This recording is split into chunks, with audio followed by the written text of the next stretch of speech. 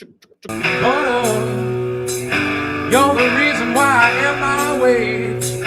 You're the reason why I rip my shirts, why I eat at the buffet. Butter, you got your very own kind of nice. We all live inside a butter world. Oh, butter, butter. Gonna eat it by the sticks tonight. Gonna eat out this world. Oh, butter. I'm about to take a bite, 'cause I want that salty cream. What I dream about all night. Butter dreaming. I'm about to take a bite, 'cause I want that salty cream. What I dream about all. All right, man. What's going on? Welcome back to another episode of Monday Night Live with Butterfield, episode number 36. We have a great show planned for you tonight. Welcome, everyone. Thanks for tuning in. I am Jay, and this is my brother, Anderson. I'm Anderson. What's going on, everyone? It's a pleasure to be here again. Another beautiful Monday, another beautiful day where we get to fight the propaganda and dismantle the perverse food agenda. Yeah. Hopefully waking up one person at a time. Yeah. Tonight, we have a great show planned for you tonight. 0 kilograms by 2030. What is that about? Who's behind it? How are they proposing to achieve this? And what are we seeing already going on in some places around the world, in some cities like New York City, or even like Scandinavian countries like Denmark, Copenhagen? It's already taking place, guys. Early signs, early on in the process. But, we're going to break it down for you tonight. What's actually going to happen. But before we get started, make sure that you like, subscribe, leave us a comment. If you're watching live, drop a comment for us. And if you're watching later, also leave a comment just for the algorithms. Make sure you join our free Discord. Check out our website for the merch. And go support our affiliates. Get some meat, support the farmers, get meat for yourself, support the show. Everybody wins. Pretty fair, straightforward, right? Yes, sir. Yes, sir. Let's jump straight into it. Here, we're going to flip what we're sharing. Whoa. Streamception. Monday Night Live with Butterfield. Quick update on the push-up for August. We were doing that push-up challenge in the month of August. As many push-ups as possible.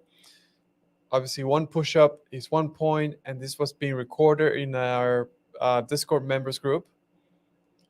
By now, it's August 28th, and this is the leaderboard so far as of today, with Curtis with 3,600, myself with 2,300, and Anderson with 2,200. All right. Curtis definitely took the lead there. Yeah, definitely showed everyone up. He really, really, really wanted that free hat that we're going to be giving away to the winner of this monthly challenge. Of course, there's 3 days left. So can we beat him? Curtis, we're coming for you. Yeah. But make sure you join for the next challenge for July. July challenge. July. Or what? July. September. What did I just say? September. September challenge coming up. Yeah, coming up. And, if you like Butterfield and you support Butterfield, here are a few ways you can, help us out by helping yourself too, right? So, you can get AgriDime using the code BUTTER, 10% off, and you can get delicious beef, pork, or chicken. Good Ranchers, there's a link in the description. Get some good deals, some good food from them. We also work with White Oak Pastures. You can get $20 off your first $150 using code BUTTER20. Triangle S, you can use code BUTTER5 for some delicious beef perfected for flavor. carnivore crisps. You can use code butter for 10% off. And you can find deals for Redmond's electrolytic minerals. I'll link in the description. And we also, work with AquaTru, right? Because they filter your water. It's a reverse osmosis filter. You can get deep discounts using the link in the description. It's time for you to be drinking clean water, Yeah. right? There's so much stuff in the water. Yeah, if you don't take our word for it, Alex Jones and RFK Jr.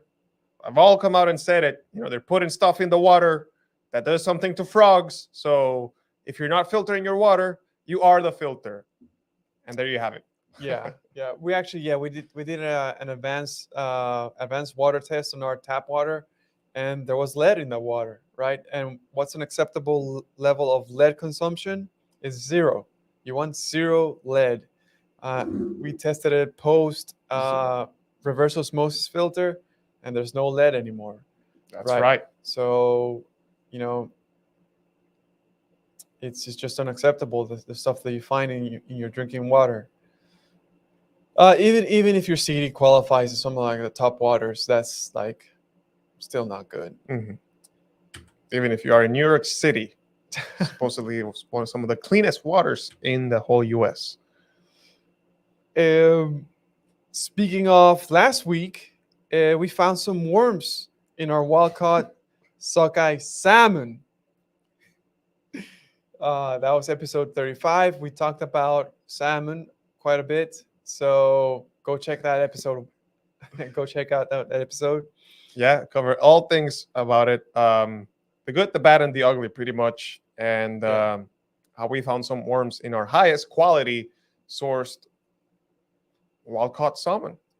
Yeah. I mean, it's like wild-caught salmon. It's like the thing that is like the best thing you can get. The best fish you can get, the most nutritious thing you can get. The healthiest by mainstream social media people and even carnivore people. It's like, it's looked at like the best thing, but turns out it has worms in it. So yeah, go watch that episode if you want to hear more, because I don't want to talk about it. So there's that. Yeah. So to the topic at hand, zero meat by 2030. Of course, we have here our world supreme leader, unelected by anyone, but somehow chosen by some people, claims to have infiltrated governments all around the world. I love it. All hail the great one, Klaus. Yeah. So tonight we're going to be talking about a couple different things. Number one, C40 cities, the government policy. Something's going on here in Massachusetts. Human bioengineering and CBDCs. Cannabinoids. Yeah. No, just CBD. No, central bank digital currencies. Yeah. All right. So C40 cities. C40 is a global network of mayors of the world's leading cities that are united in action to confront the climate crisis. These are our C40 saviors. Thank you, saviors, for coming in and stepping in to save the day. Yeah. In case you're not up to date, that's what C40 is. It's just a global network of mayors. It's like a membership club. Is your city part of it? You should go check it out. Check out the list. Yes. New York City, part of C40, Amex, and the Good Food Institute. So we want to open this up, right? Yeah. Well, actually, I think I forgot to include the link for the future of urban consumption in a 1.5 Celsius world. Oh. Is that the... I think I have one of the links. This? Yeah. Let's start there. Excellent. Let us start here. Yeah. So you can make that full screen. Yes, I can. the future of urban consumption in a 1.5 centigrade world. Yeah, C40 cities, conducted by the University of Leeds in conjunction with Arup, a supposed design and engineering firm that are, answering all these important questions, such as, why do we need to act? Why is this important? Why is it important to measure consumption-based emissions and how we can reduce the climate impact of our consumption? But the thing we want to draw your attention to here, and the thing that drew our attention here, was some of the goals and targets that they've set out for themselves, for the C40 cities, and for how you, if you live in these cities, should be living your life, right? So Jump to the part of the food table. yeah, let's jump to their beautiful, beautiful infographic. Oh, was it page 50? Yeah, of course, it's an extensive report. If you have the free time, you should go ahead and read it, because this might affect you. It might certainly affect Page 78. everyone. And while they call it C40, it's unclear if it's only 480 cities, but it's very likely that they're just going to keep on adding more cities to the membership. Again, remember? Yeah, it's just a start. Yeah, it's just a start. This is, eventually the globalist agenda, right? But here we go. Page 78, figure 6.4.1, table 3. Consumption intervention. We have dietary change. This intervention is characterized by 3 major changes, which are described in more detail. So we have meat, dairy, and amount of calories. They have a progressive target set by 2030, which is reducing the amount of meat consumed to 16 kilograms of meat per person per year. That's what? Roughly 32 pounds, 33, 34 pounds of meat per person per year. Bro, I eat at least I could eat 3-4 pounds in a day if I wanted to. Right now, we probably eat around 2 because we're in a diet. But their ambitious target is 0. 0 kilograms of meat consumption. They have a progressive target and an ambitious target. Insane. So they're shooting for the ambitious target. They'll settle for the progressive one. How do they want to do this, right? Yeah, this is an important question that you should be thinking about. How are they going to limit your access to meat so that it hits 16 for starters, or 0 for world domination? Look at dairy, 90 kilograms consumption. That's the target. Ambitious target is also 0 dairy consumption. How can you take away milk? People already destroyed milk with pasteurization. Yeah, I just want to deal the final blow. Cut out Yeah. all of its consumption down to 0. Yeah, even despite all of that, milk is so important that it just must be eliminated completely. Savagery. Yeah. And their calorie goal of 2,500 per day. 25.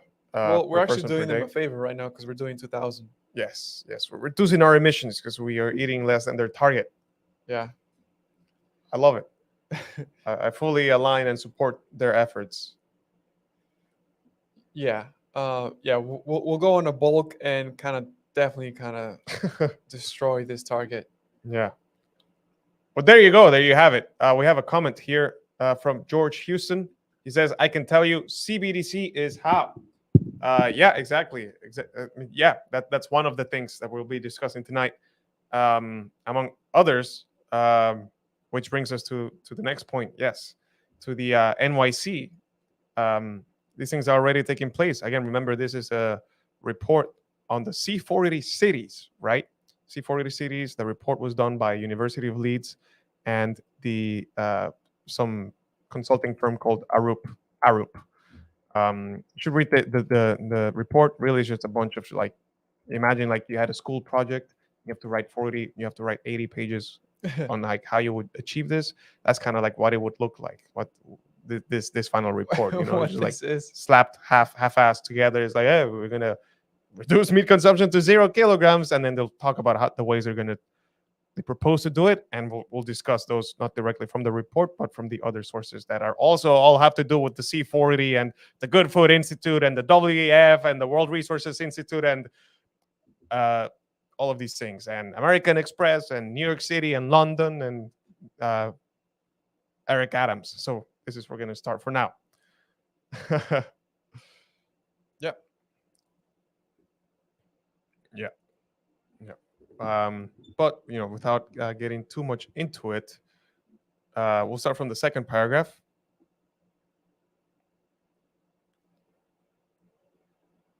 You want to help us, Jay? New York City is leading the world when it comes to combating climate change because we're using every option on the menu in our fight. And that includes changing our menus too, said Mayor Adams. This new emissions report shows us that plant-powered food isn't just good for our physical and mental health, but good for the planet as well. We've already made great strides in reducing our food emissions by leading with plant-based meals in our public hospitals and introducing plant-powered Fridays in public schools. Now we know we need to go further. That's why today we're committing to reducing the city's food-based emissions at agencies by 33% by 2030 and challenging our private sector partners to join us by cutting their food emissions by 25% in the same time period. The way we eat impacts everything, and now we're going to do more to impact everything for the better. Hey, that all sounds so positive, right? I love how he says plant-powered positivity, triple P. Just a bunch of nonsense. Yeah, I scroll a bit further down after these graphics. There we go. The second paragraph there. Highlight that. He says, I am delighted that C40 and American Express have given us a new lens into greenhouse gas emissions, said Chief Climate Officer and DEP Commissioner Agarwala. We have long known about buildings and transportation's role in emissions, and this integrated inventory gives us clearer knowledge of food's role and the full scope of actions the government can take. Very well. American Express, C40. Okay, now we're finding out some of the members that are involved here. Let's see what else. The Good Food Institute? Yeah, look up for the Good Food Institute. This is going to be paragraph 1, 2, 3, 7 after the graphics. I mean, you can just control F it. You can just F it.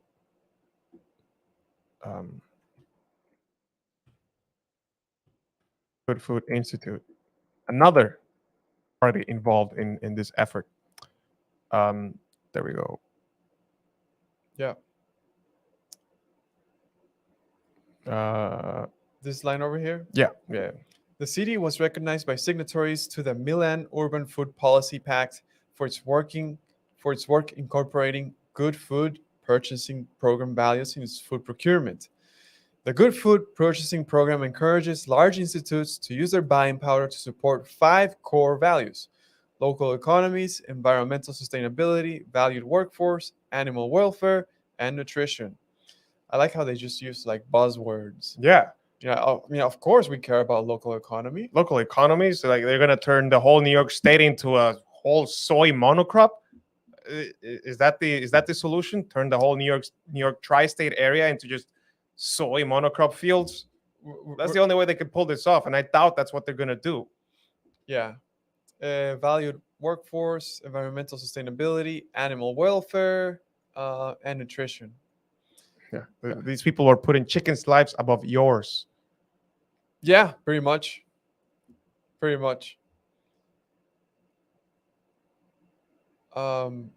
Anything else from here? Wait, search for Good Food Institute. There's There's one paragraph, a couple paragraphs. There we go. The one before that, I want to read that too. Cities must take bold actions against climate change, and Mayor Adams' unveiling of New York's first consumption-based greenhouse gas emissions index and his commitment to reducing food-based emissions across 33 agencies and launching the Plant-Powered Carbon Challenge is a bold and ambitious step towards a thriving future. Ambitious, that word comes up again.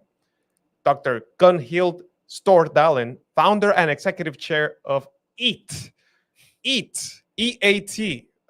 Forget what that stands for, but From Eat Lancet. yeah, from Eat Lancet, but I forget what the EAT stand for. But this is another party involved. EAT. Yeah, whatever. Eat Lancet. Just remember that. I'll move to the next paragraph now.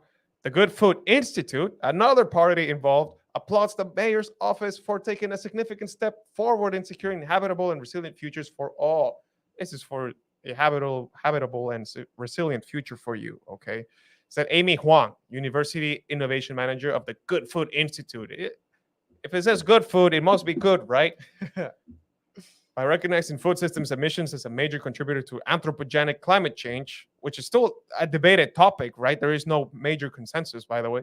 New York City has laid the groundwork for lightening its environmental footprint through systemic change. Plant-based foods and other alternative proteins are, that's a fancy way of saying bugs, are a key climate mitigation solution that should be adopted by our public and private sector leaders. We hope other cities follow suit. Okay, so there you have it. One article from the New York City government website.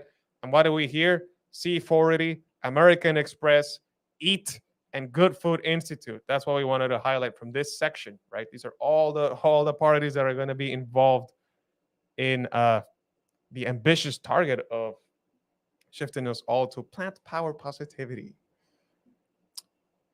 Yeah, it's sickening food. Yeah, The Amex emission tracker. yeah. Do we have a comment from George? Do we read the second one? The WF has stated that an implant will be required to participate in the CBDC financial system. Dang. Hard pass on my end. Yeah. Um, Yeah. I'll have to implant it on my phone. That's as far as I'll go. yeah. Yeah. I think I saw somewhere that it's already, I think, in some place in this world. CBDC? Not the CBDC, the implant. Oh, yeah. Yeah. Anyhow, you wanna show the Amex website? The emission tracker? Yeah, Amex already has come up. You can sign up for this already. What are you waiting for? Go get your emissions tracked. Make a difference through everyday choices. Join American Express card members to help the environment. That's really it. I mean, look at that. Yeah, get actionable insights. So they'll actually give you feedback on how you can reduce your emissions. And of course, the expectation is you're dying to learn how you can reduce your emissions. Oh, Yeah, but there you have it. yeah. The Good Food Cities. Huh. So Good Food Institute comes together with C40, right? Yeah. Pretty cut and clear. Cities will achieve this by implementing the following measures by 2030, aligning our food procurement to the planetary health diet, ideally sourced from organic agriculture. You know, these are great buzz sounding words. They say ideally sourced, but then it's going to be more like, hey, that's the end goal. But as a stepping stone, you know, we need the help from all these other people like Bayer and Monsanto and Syngenta, and just use all these agrochemicals and GMO seeds that are patented that you have to keep on buying harvest after harvest because the crops themselves are seedless now. Yeah. Supporting an overall increase of healthy plant-based food consumption in our cities by shifting away from unsustainable, unhealthy diets. Reducing food loss and waste by 50% from a 2015 baseline. Yeah, that we can get behind. Yeah. I mean, give but everyone chickens. a lot of the food waste is, plant foods. So they're just increasing food waste by promoting plant-based foods. Within 2 years of endorsing this accelerator, working with residents, business, public institutions, and other organizations to develop a joint strategy for implementing these measures and achieving these goals inclusively and equitably, and incorporating this strategy into our climate action plan. Yeah, so pay attention to what they're saying, working with the residents, businesses, public institutions, and other organizations to develop the strategy. And this kind of goes along with You can look at New York City as an example. What they're doing with this, food-based emissions tracker and working together with the Good Food Institute. What they're doing is rolling this out in schools and hospitals and nursing homes, and so they're really targeting institutions. And then they're also like framing this in a way where, like, oh, are you a business? Well, you can align yourself with our incentives and our targets by working together with the Good Food Institute. And that's really what this top-down approach is going to look like. Governments, local governments working together with schools, universities, hospitals, nursing homes. So, they're targeting the youngest and the oldest, right? And then in the middle, the way they'll target, like, young and middle-aged adults is going after the companies, catering businesses that might serve food for big companies, big corporate offices, and restaurants, the restaurant industry as well, right? That's how they're going to be approaching this. The C40 declaration. Yeah, how cities are achieving the planetary health diet. Again, that phrasing comes up again. Planetary health diet, which is just going to be the Eat Lancet diet. And from their declaration, we have that the 14 C40 city signatories of the declaration are committing to create a healthier and most sustainable food systems by implementing the following measures by 2030. And again, this is the same thing that we just read before. Aligning food procurement with the planetary health diet. Yeah, healthy plant-based foods. In 2 separate bullet points, they tell you the healthy diet is the plant-based diet, Ideally sourced from organic agriculture. which is completely wrong. And they'll tell you, it's like the question should be, well, what food do they want to serve, right? And it's going to be like fruits and vegetables, of course, fruits and vegetables. But then what about for protein? It's going to be grains and legumes and beans. Yeah. And how are they going to meet all that demand? They're going to need monocrops. Yeah. And then you have the Eat Lancet that is kind of leading this science-based approach towards determining the best health planetary diet. In their website, Eat Lancet, they have a question that says, "Why should I decrease my meat consumption? Current overconsumption of meat in Western diets is a significant contributor to poor health," which is a lie, "and increases a person's risk of becoming overweight, obese, and developing certain non-communicable diseases. This is also a flat lie. Projections show that a global adoption of Western diet high in meat intake matched with the global population and economic growth will drive significant health burdens and push food systems well beyond their environmental limits. Multiple studies make the same predictions." So basically, a cow eating off pasture is destroying the world. And you're going to reach an environmental limit where there's too many cows eating too much pasture, which of there is a lot. And obviously, people on a carnivore diet improve their health. Yeah, we improve our health. We actually reduce waste. It's incredible, man. All the waste we have is like food trays and packaging. Before, when we were keto, we'd be buying spinach and kale and all these peppers and onions, which are great. I think they're tasty, but there would be just so much organic waste left from that too. Yeah. Right? Because you gotta peel, like, imagine, like, from a whole plant, like the amount of like fruit or vegetable that you actually get from a whole plant. Like, there's so much that goes to waste from that, and then you bring this at home, and then you're gonna be producing so much waste from all those plant foods. Carnivore is actually the cleanest, least waste producing way of eating. And it's funny that these people are telling you that meat is so bad for you, when all around the world people already eat on average a plant-based diet. 60 to 70% of the calories fed worldwide come from plants. Everybody eats already a plant-based diet. So why is the logical conclusion, in light of all the health problems that we have, why is the logical conclusion to double down on this and get that to 90 or 100%? Why not go the other way? And further, most of the worldwide protein comes from cereal and grains. Why is the logical conclusion from these people to double down on that instead of going the other way? We're already there.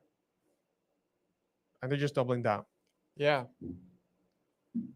Yeah. Basically, let's just keep doubling down on the strategy and hope it at some point reverses. George says, and bugs for protein. Yeah, that's what they want us to do. Definitely. That's what they mean by sustainable sources of protein. Yeah, I mean, the fact that they're recommending bugs, that we should eat bugs, is just flat out hilarious. They're just laughing at our faces, laughing at the people who actually think they should eat bugs. Yeah. It's like it's dehumanizing. That's what it is. We should grow more bugs for animal livestock feed. It's a sustainable source of protein for birds. And we've known this forever. Farmers have known this forever. Why do you feed birds? You want to go buy bird feed? You buy mealworms for birds. Wow. Birds can give you eggs and chicken wings. Tasty. Yeah. Amazing. And here we have another report from Eat. Shifting Urban Diets. Lessons from Copenhagen. It's a big report, but again, going on the theme of what are the actionable items, what are the actionable things that these people are going to be carrying out. One of the points brought up is training kitchen staff and climate-friendly menus, shifting diets by making the food in public kitchens such as schools, elderly homes, and other municipal facilities. Okay, so government employees, get ready. Healthier and more sustainable can be effective and meaningful. Firstly, the public sector purchases significant quantities of food, so even small shifts in menus can have a substantial impact. Secondly, a daily encounter with a flavorful and nutritious meals made from sustainable produce can change people's food taste over time and inspire them to make better food choices at home. So what is this going to look like? This is going to look like, more meatless Mondays, more vegan Fridays like they have in New York City. And this is going to look like schools feeding bugs to your children and telling them the bugs and oat milk are better for the environment, are better for their health, which is, of course, a complete inversion of the truth. But before you know it, you're going to be arguing with your kid. You're like, Mommy, meat is bad. You got to eat the bugs. This is what it's going to look like. This is what it's going to look like. This is what it looks like already in Copenhagen. This is from April 2022. Insanity. They're running these small experiments all around the world, one city at a time, then coming out with like the framework for it. That is C40, and the timeline for it, 2030. Speaking of Massachusetts and running different experiments in different places, there's a new Mass law on pork sales, and it is taking effect right now. Officials began enforcement of pork regulations governing production and sale in Massachusetts starting Thursday, and change may impact availability and prices of popular cuts. Basically, Massachusetts is saying, hey, you guys voted for this in 2015. Now the law is taking into effect, meaning we're going to raise or change the standards of which you are raising your hog. And if we don't like that standard, you cannot sell your pork. Right, so there's been zero issue with pork so far. They're eating pork is a perfectly fine food. A lot of people, because it's cheaper than beef, eat pork. So now what they're doing is limiting access to food. Well done. Yep, creating scarcity. Posted at 11:11 a.m. Very curious. Very curious. Next, we have a topic of human bioengineering. We have this professor of bioethics from New York University, Matthew Liao, who is a contributor to, I believe, the C40s or one of these groups, where he wrote a very interesting article here. I'm going to open it up. Tackling climate change through human engineering. We're just going to skim through it. Again, a lot of information to cover. We're almost at the top of our time here, so we want to keep moving forward. But very quickly, human-induced climate change is one of the biggest problems that we face today, of course. Unfortunately, existing solutions such as behavioral and market solutions appear to be insufficient to mitigate the effects of climate change, while geoengineering could have catastrophic consequences for us and the planet. In this paper, I propose that we explore a new kind of solution to climate change, namely human engineering, which involves biomedical modifications of humans so that they can mitigate or adapt to climate change. Wow. He says, I shall argue that human engineering is potentially less risky than geoengineering, which is already taking place, and that it could make behavioral and market solutions more likely to succeed. All right, so we can just enlist, numerate these four. They have like their own headers. Yes, there you go. First stance: pharmacological meat intolerance. So, I mean, that's pretty obvious, right? You know, you've been seeing like how alpha gal is trending, the tick that gives you the meat allergy. Yeah. The Lone Star tick, that's the one.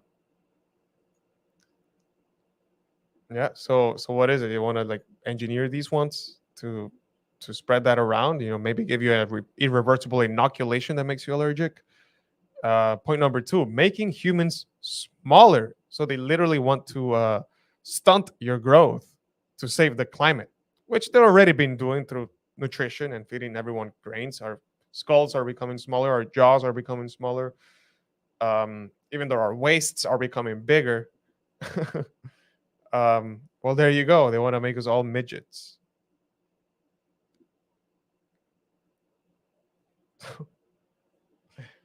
This is just so evil. Lowering birth rates through cognitive enhancement. So, in order to save the world, we need to we need to enhance your cognitive function. You know, make you more educated, because more educated, more developed societies tend to have fewer children. So, why don't we just do more of that so that we can continue lowering birth rates, right? Correct. And last but not least, pharmacological induction of altruism and empathy. So if you ever find yourself doing some recreational pharmacological substances that make you feel more altruistic and empathetic, maybe you're following right along. You're aligning with their agenda. Yeah. What do they say here? Giving test subjects a pro-social hormone oxytocin, they were more willing to share money with strangers and to behave in more trustworthy ways. Is this a Brave New World? Yeah. Yeah, those are the actions. Yeah, truly disgusting. Truly disgusting. Ideas being proposed here by a bioethicist.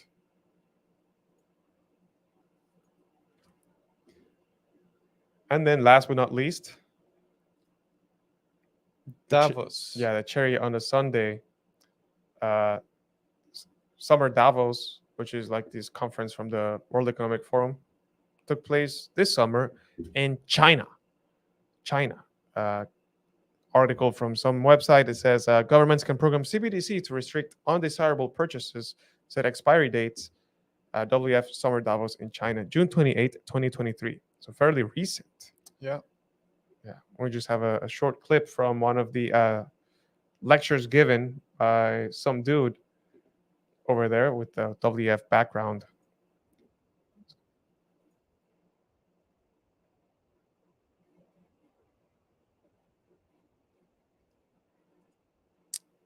Let me see if it's actually sharing the sound. How do we double check?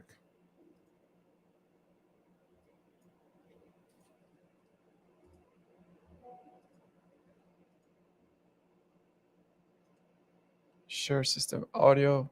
Here we go. The one final note I will make is that if you think about the benefits of digital money, there are huge potential gains. It's not just about digital forms of physical currency. You can have programmability, units of central bank currency with expiry dates. You could have, as I argue in my book, a potentially better and some people might see it, or a darker world where the government decides that units of central bank money can be used to purchase some things, but not other things that it deems less desirable, like, say, ammunition or drugs or pornography or something of the sort. And that is very powerful in terms of the use of a CBDC, and I think also extremely dangerous for central banks.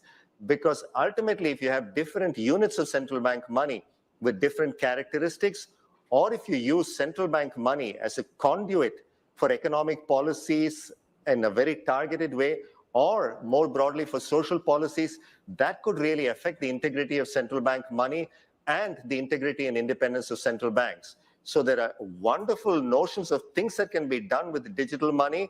But again, I fear that technology could take us to a better place, but equally has the potential to take us to a pretty dark place. There you have it. Programmable currency. Yeah, take us to a pretty dark place. You can spend this, but you cannot spend on that. Or you behave badly and you cannot buy this. Yeah. Uh, Or hey, maybe you live and earn your money in this city, in this C40 member city, and this currency that you make here, this Boston coin or New York City coin, uh, you can't buy meat with it. yeah. Maybe, and you can't buy pornography or ammunition or a car or pay for gas, You, but no meat for you. you can't buy any meat in Boston because Boston has to meet its quota, its target. Yeah, it is worth mentioning that as far as the C40 cities go, they are cities. Um, so is it the case that just within that jurisdiction, that's where it's going to happen, and then anything outside of that is going to be different? Maybe, potentially, maybe Boston just becomes, and I say Boston because it's the closest city to us. We don't Mhm. live there. Mhm. But could it be the case that whenever you're in there, it's just like a vegan city? Like everyone who's moved there and who's living there and working there is a vegan.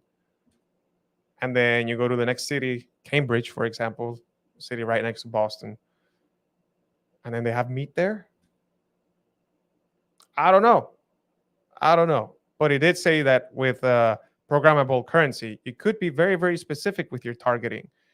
You know, so think about it like that. You can see how this picture starts to paint itself, right? We have all the cities making their pledges. We have politicians in New York and London coming together, starting to track your emissions with credit card companies like American Express. You have crazy scientists who want to, make you allergic to meat. We have an uprise in the Lone Star tick. There's been, at least on the media, I don't know how I can't speak to the validity of that. And then you have, of course, the whole like fraudulent financial system that is up for a drastic change, certainly by 2025 when they introduce the central banking digital currencies. How is that going to look like? Will it be rolled out at a federal-wide, nationwide jurisdiction? Will it be rolled out starting off locally in small governments? It could be either one. It could be both. There's certainly already talk about different cities coming up with their own cryptocurrencies. Mm. I know I've heard of it taking place in North Carolina, Arizona, Miami, New Hampshire. There's just like people having that conversation, right? So, and the way they roll it out might look very different in every single jurisdiction. But there you have it. There you have it. Is it too far-fetched to think that eventually they might be restricting your consumption of meat? Because American Express has been tracking your consumption for the last 10 years. Now they know. Oh yeah, I mean, yeah, you have your carbon tracker from Amex. They can tell what you've been spending on. They're like, you already ate too much meat. You can't buy any more meat. Exactly. Anyways, concluding thoughts, Mr. Anderson. Yeah. Fair and simple. Cutting out meat is just never the solution to anything. Yeah. And you've been warned. Again, not to spread a message of despair. I don't think really we should feel despair. I don't think we should be discouraged at all. I think it's funny that they're trying to attempt this. I think they reveal their methods and they let you know beforehand. And so the only question now is, well, what can I do about it? And there's a few things you can do. Like, first, you can share this and just share the information, raise awareness, and see, hey, is there some of the things that they might try everywhere, or at least in some places. Second, eat meat. Like, do your best to get healthy and eat a lot of meat. Start by saving yourself, save your health, improve your health, get strong, eat lots of, fulfill your carnivorous appetite as the Homo sapien you are. Build a strong body so that you have a strong mind as well, so that you become more resilient. You don't fall for the lies. You don't fall for this agenda. From there, next, go support your local farmer. Start building a local community, network with your local farmer. Get a friend or a neighbor, buy a cow, split it in half, so on and so forth. Support the local economies. And local can also mean like within the nation, right? Like if there's no options near you, maybe you can get the meat shipped. Check out our affiliates. Buy from White Oak Pastures. Raise awareness. White Oak Pastures has carbon negative meat. Why can't the C40 cities be promoting White Oak Pastures? Right? Wouldn't that be a much better future for us to see? Like, hey, C40 cities, all we're gonna have is locally grown, regenerative grazed red meat and dairy. I have no problem with that. Yeah. Yeah, it's not too late to change the conversation if we wake up enough people, because there's certainly a future where all of these climate goals can align with an animal-based nutrition future, right? In fact, animal-based nutrition is the solution to all of these problems. Cattle are going to play an essential key part, and improving human health is also essential to creating just a better world overall, emissions or no emissions. So there's a lot you can do. There you go. I just gave you 3 actionable items that you can do. Are you going to do it though? Do you want to put in the effort? Or are you just going to go, dig your head in the sand and become like, just be scared and fall in despair? No, it's not about that. It's 2023.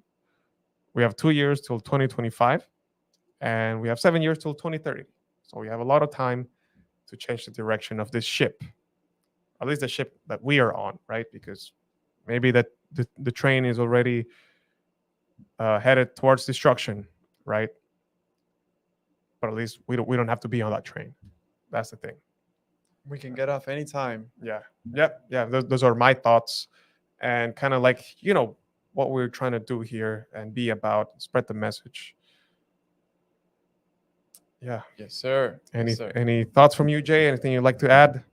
No, I think you captured everything perfectly. I think people should get healthy first. Or work with their local farmers, find where they can get some meat. We have some providers of meat, right?